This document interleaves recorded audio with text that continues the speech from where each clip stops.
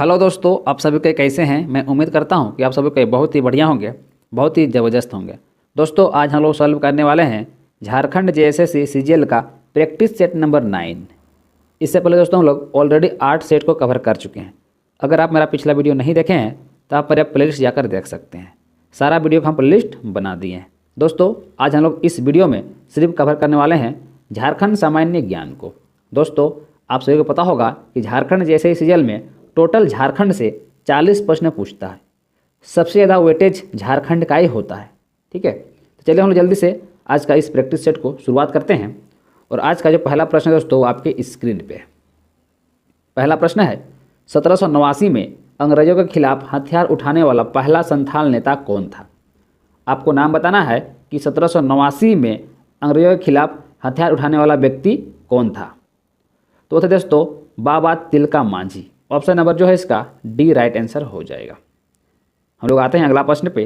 अगला प्रश्न है, कांस फिल्म फेस्टिवल में पहली बार नागपुरी फिल्म की स्क्रीनिंग हुई। आपको बताना है कांस फिल्म फेस्टिवल में पहली बार नागपुरी फिल्म की स्क्रीनिंग हुई थी, यानी कहाँ पर हुई थी।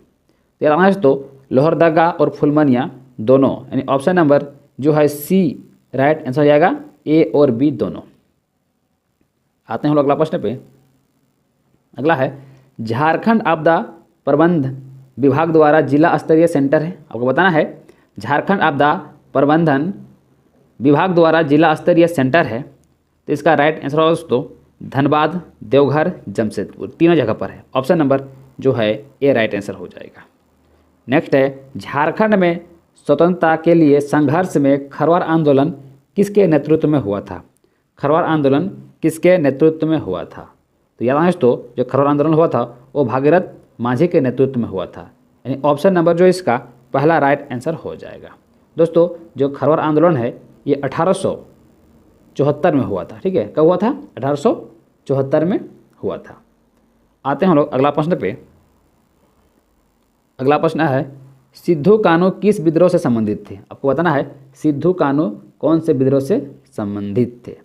तो सिद्धू कान्हू जो थे वह संथाल विद्रोह से संबंधित थे। Option number A right answer हो जाएगा।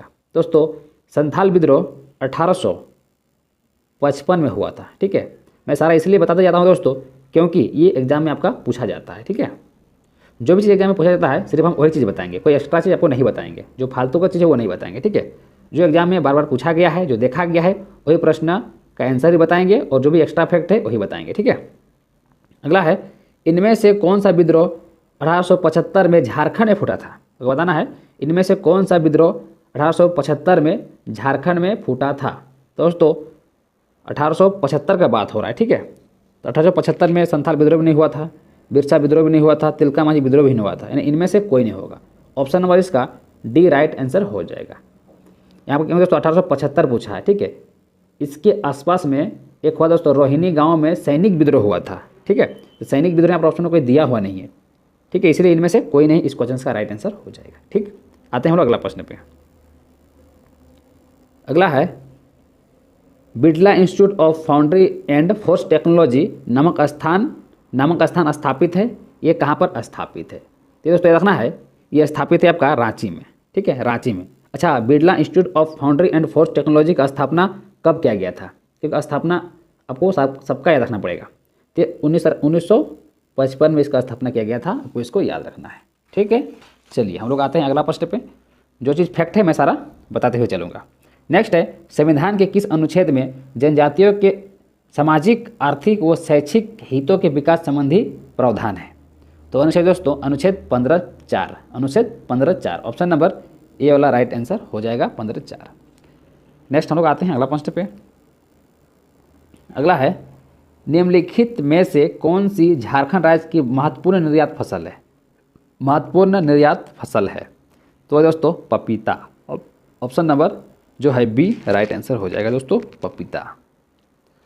इसका जो उत्पादन होता है ये सबसे अधिक पलामू प्रमंडल में होता है ना। पपीता का उत्पादन सबसे अधिक पलामू प्रमंडल में होता है। नेक्स्ट आते हैं हम लोग अगला प्रश्न पे।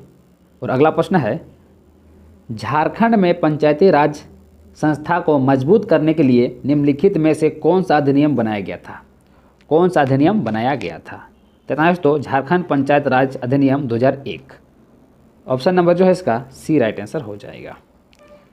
नेक्स्ट हम लोग आते हैं अगला प्रश्न, झारखंड का प्रथम नागपुरी फिल्म कौन सा था। ये तो आप सभी को पता होगा कि दोस्तों झारखंड का प्रथम नागपुरी फिल्म जो है वो है सोनाकर नागपुर। हम लोग झारखंड ही है, सोनाकर नागपुरी। ऑप्शन नंबर जो है ए राइट आंसर हो जाएगा, सोनाकर नागपुर या नागपुरी। नेक्स्ट आते हैं लोग अगला प्रश्न। प्रश्न है रांची विश्वविद्यालय की स्थापना हुई थी, तो बताना है रांची विश्वविद्यालय की स्थापना कब हुई थी। दोस्तों 12 जुलाई 1960 में किया गया था, यानी ऑप्शन नंबर इसका डी राइट आंसर हो जाएगा, 12 जुलाई 1960 रांची विश्वविद्यालय की स्थापना किया गया था। नेक्स्ट हम लोग चलते हैं अगला प्रश्न पे, और अगला प्रश्न है अनेक अंतर्राष्ट्रीय प्रतियोगिताओं में स्वर्ण पदक प्राप्त कर चुकी झानो हंसदा का संबंध किस खेल से। आपको बताना है झानो हंसदा का संबंध कौन सा खेल से। तो तीरंदाजी से। ऑप्शन नंबर जो इसका सी वाला इसका राइट आंसर हो जाएगा। दोस्तों झानो हंसदा को 2006 में तीरंदाजी के क्षेत्र में एशियन चैंपियन में स्वर्ण पदक और विश्व कप तीरंदाजी में स्वर्ण टीम स्पर्धा में रजत पदक जीता यानी मिला है। ठीक है, अगला प्रश्न, झारखंड के कितने जिलों में गैर ऑपरेशन फ्लड परियोजना लागू है। गैर ऑपरेशन फ्लड परियोजना लागू है कितना है तो 22 जिले में। ऑप्शन नंबर डी इस क्वेश्चन का राइट आंसर हो जाएगा। नेक्स्ट है झारखंड में कौन सा अरण्य प्रभाग का बृहत्तम प्रभाग संरक्षित अरण्य क्षेत्र है, तो वो है दोस्तों सारंडा। ऑप्शन नंबर जो है बी राइट आंसर हो जाएगा। आपको कमेंट में बताना है कि सारंडा कहाँ पर अवस्थित है, कौन सा जिला में झारखंड का। नेक्स्ट है अगला प्रश्न, झारखंड के आपदा के दौरान राहत कार्य के संचालन हेतु गठित राज्य आपदा कार्यवाही कोष में केंद्र एवं राज्य सरकार की हिस्सेदारी क्रमशः कितनी होती है। हिस्सेदारी क्रमशः कितना होता है, तो ये दोस्तों 75% एवं 25% का होता है। 75-25 का दिया है, ऑप्शन नंबर जो है इसका सी राइट आंसर हो जाएगा। ठीक है, केंद्र का 75% और राज्य का 25% का हिस्सेदारी होता है। नेक्स्ट हम लोग आते हैं अगला प्रश्न पे। अगला प्रश्न है खुदिया बियर योजना का संबंध है। खुदिया बियर योजना का संबंध है किससे संबंध है, तो ये भूमि को सिंचित करना इससे संबंधित है। ठीक है, भूमि को सिंचित करना। ऑप्शन नंबर जो है इसका डी राइट आंसर हो जाएगा। नेक्स्ट हम लोग आते हैं अगला प्रश्न पे। अगला प्रश्न है मारांगोम के जयपाल सिंह मुंडा पारदेशीय छात्रवृत्ति योजना किससे संबंधित है। बताना है मारांगोम के जयपाल सिंह मुंडा पारदेशीय छात्रवृत्ति योजना किससे संबंधित है, आपको बताना है। ठीक है, देखिए अनुसूचित जनजाति इससे संबंधित है ही, अनुसूचित जनजाति इससे भी संबंधित है, पिछड़ी जाति इससे भी संबंधित, ये इससे भी संबंधित है। ठीक है, अगला है महिला से नहीं है, सिर्फ अनुसूचित जनजाति से है, अनुसूचित जनजाति जाति और पिछड़ी जाति से। यानी ऑप्शन नंबर जो इसका ऑप्शन नंबर देखिए केवल जो है ये नहीं, केवल 2 भी नहीं, केवल सी भी नहीं, उपरोक्त सभी हो जाएगा। उपरोक्त सभी, अच्छा इससे ना महिला से भी है। ठीक है, एक सेकंड इसका संबंधित महिला से भी है, उपरोक्त सभी हो जाएगा। ऑप्शन नंबर इसका डी राइट आंसर हो जाएगा। नेक्स्ट है अगला प्रश्न। अगले प्रश्न हम लोग आते हैं। अगला प्रश्न है समर अभियान का संबंध है, बताना है समर अभियान का संबंध किससे है। याद है तो समर अभियान का संबंध जो है पढ़ना पड़ेगा ट्रांसजेंडर के सामाजिक व आर्थिक उत्थान, ये तो गलत है, इससे नहीं है। ठीक है, अगला है महिलाओं के सामाजिक व आर्थिक उत्थान से, इससे भी नहीं है।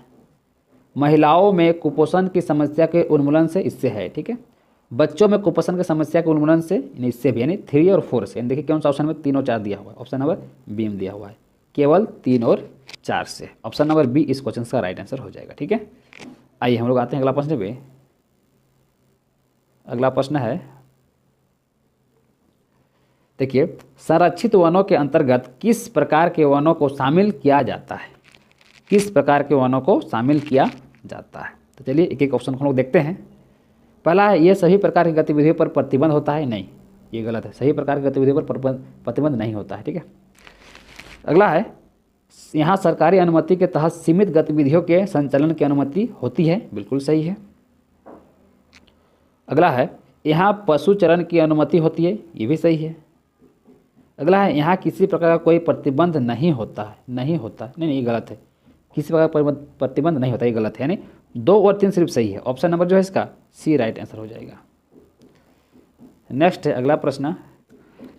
अगला प्रश्न है 51 नंबर, राहत एवं पुनर्वास के लिए अस्थायी शिविरों की स्थापना हेतु उपयुक्त स्थलों की पहचान करना किसकी जिम्मेदारी है? तो जिला आपदा प्रबंधन का जिम्मेदारी है। ऑप्शन नंबर 2 इसका बी वाला राइट आंसर हो जाएगा, जिला आपदा प्रबंधन प्राधिकरण। ऑप्शन नंबर बी इस क्वेश्चन का राइट आंसर हो जाएगा। अगला है केंद्रीय वन प्राणी परिषद का गठन कब हुआ? आपको बताना है केंद्रीय वन प्राणी परिषद का गठन कब किया गया। इसका राइट आंसर दोस्तों ऑप्शन नंबर डी हो जाएगा, 1952, ऑप्शन नंबर डी। नेक्स्ट पे हम लोग आते हैं अगला प्रश्न पे। दोस्तों आप लोगों को वीडियो कैसा लग रहा है जरूर कमेंट कीजिएगा, ठीक है। और आप लोग को अगर अच्छा लगा तो वीडियो को लाइक भी कर दीजिएगा। अगला है तोपचाची अभयारण्य के मध्य स्थित एक खूबसूरत झील का नाम क्या है? एक खूबसूरत झील का नाम क्या है? तो उसका नाम है हरी पहाड़ी। ऑप्शन नंबर सी इस क्वेश्चन का राइट आंसर हो जाएगा। तोपचाची अभयारण्य, अच्छा यहाँ से एक प्रश्न और पूछता है तोपचाची अभयारण्य का स्थापना कब किया गया था? देखना है 1978 को किया गया था ना। अगला है काइनाइट का भंडार है, बताना है काइनाइट का भंडार है, इसका याद रखना है। तो काइनाइट का भंडार लाप्साबुरु में है। ऑप्शन नंबर जो है सी राइट आंसर हो जाएगा। नेक्स्ट आते हैं अगला प्रश्न पे। अगला प्रश्न है गौतम बुद्ध अभयारण्य की स्थापना कब हुई थी? बताना है गौतम बुद्ध अभयारण्य की स्थापना कब हुई थी। देखना है तो गौतम बुद्ध की स्थापना जो हुआ था वो 1986 में हुआ था, ठीक है। अगर आप उड़ान का बुक को देखेंगे तब वहाँ देखने को मिलेगा 1986, लेकिन आप गूगल में सर्च करोगे तो वहाँ देखने को मिलेगा 1976, ठीक है। गूगल में देखने को मिलेगा 1976, पर आप उड़ान में देखोगे तो 1986 देखने को मिलता है, ठीक है। लेकिन इस प्रैक्टिस सेट में जो आंसर दिया हुआ है उसमें दिया हुआ है 1971, ठीक है। तो आप लोग कमेंट कीजिएगा कि तीनों में से कौन सही है, ठीक है। जरूर आप लोग कमेंट कीजिएगा इस प्रश्न का आंसर को कि तीनों में से कौन सही है, ठीक है। उड़ान में आपको देखने को मिलेगा 1986 और गूगल में देखने को मिलेगा आपको 1976 और इस बुक में दिया हुआ आंसर 1971। जरूर आप लोग कमेंट कीजिएगा कौन सही है। अगला है झारखंड में उच्च शिक्षा में डुबलिन यूनिवर्सिटी मिशन ने किस वर्ष हजारीबाग में संत कोलंबो महाविद्यालय की स्थापना की थी? किस वर्ष की थी? तो वर्ष आपको याद रखना है दोस्तों 1899। ऑप्शन नंबर जो है बी इस क्वेश्चन का राइट आंसर हो जाएगा। नेक्स्ट हम लोग आते हैं अगला प्रश्न पे। अगला प्रश्न है SPG ब्लाइंड्स स्कूल कहाँ अवस्थित है? तेरा दोस्तों SPG ब्लाइंड्स स्कूल जो अवस्थित है ये रांची में है। ऑप्शन नंबर इसका डी राइट आंसर है दोस्तों रांची।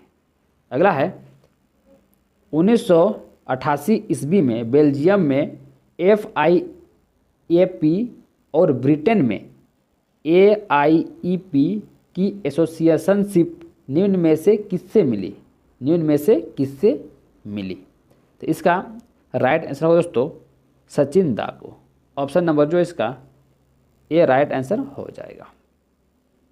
नेक्स्ट आते हैं अगला प्रश्न। अगला है निम्न में से किस चित्रकार ने एक खास विषय बिजुका को केंद्र बिंदु बनाकर एक सीरीज में पेंटिंग की? तो इनका जो नाम है दोस्तों उनका नाम है हरेन ठाकुर। हरेन ठाकुर। ऑप्शन नंबर जो इसका डी राइट आंसर है दोस्तों हरेन ठाकुर। नेक्स्ट अगला प्रश्न अनुसूचित जनजाति की जनसंख्या झारखंड के किस जिले में सबसे कम है? तो दोस्तों सबसे कम कौन सा जिला में है?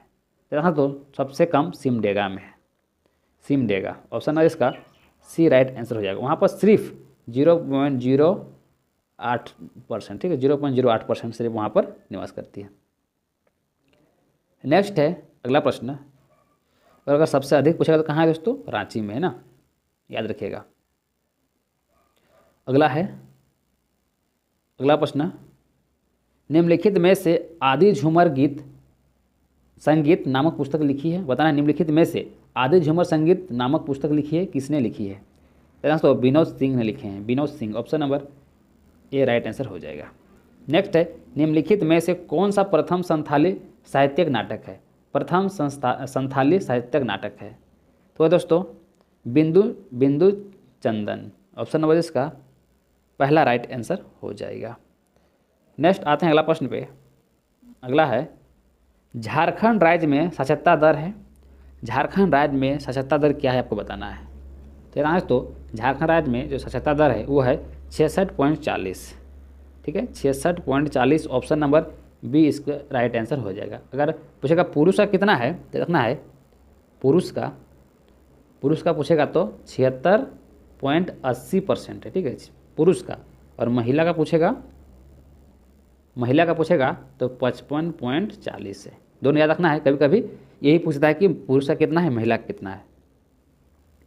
अगला है, बिरला इंस्टीट्यूट ऑफ टेक्नोलॉजी यानी BIT स्थित है, कहाँ पर स्थित है ये? तो आपको पता हो दोस्तों, जो BIT है वो आपका स्थित है रांची में। कहाँ है? रांची में स्थित है।